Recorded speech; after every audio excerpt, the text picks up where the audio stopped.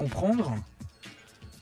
Donc forcément ça plaît à tout le monde. Donc maintenant quand on écoute Shostakovich, c'est déjà un petit peu plus compliqué, etc.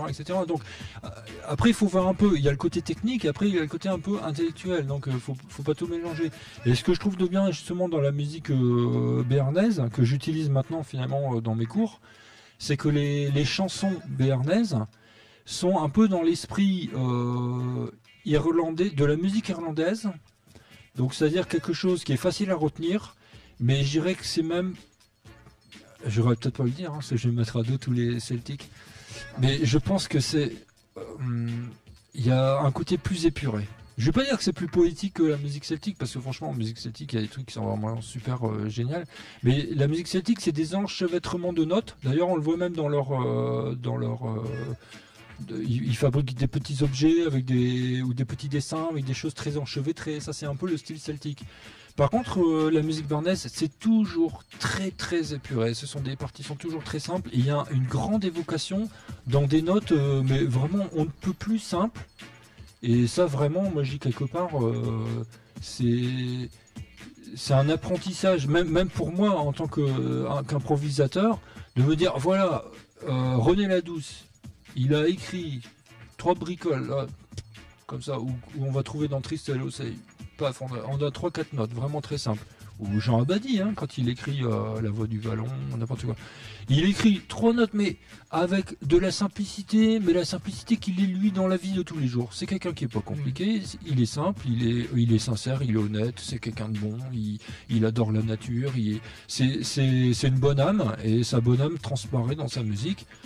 Et je me dis, voilà, ça, si je pouvais faire quelque chose qui se rapproche un peu, pas en copiant le style, bien sûr, mais je dirais un comportement artistique qui est équivalent dans la musique improvisée de jazz, mais c'est un apport à la musique de jazz qui est phénoménal, parce que ça permet finalement de partir sur des rythmes qui sont complètement modernes et complètement loufoques, que tout le monde ne comprendra pas, et de faire quand même quelque chose de très pertinent au niveau de l'émotion artistique, poétique.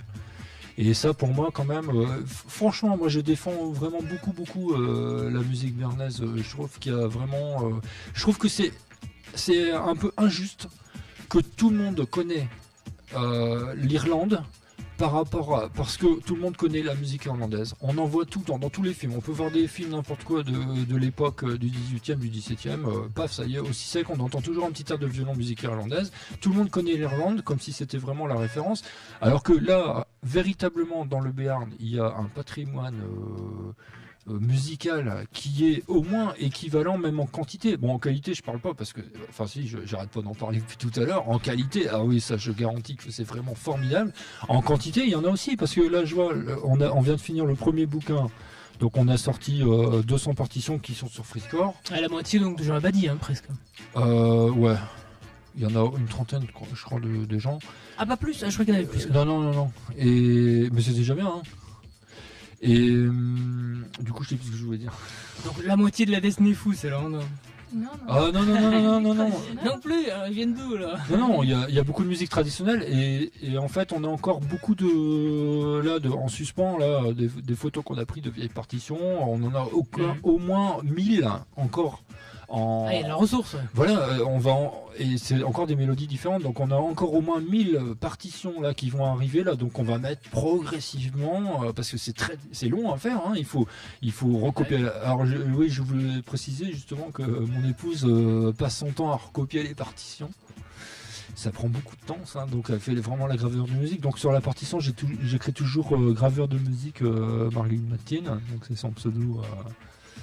De gravure de musique, ça c'est un travail, on fait un travail d'équipe, hein. Donc avec ça, donc quand la partition est écrite, on l'harmonise. Donc s'il y a des corrections à faire, il faut les faire, hein, quand il y en a. Après il faut compulser un peu les différentes versions, on l'harmonise.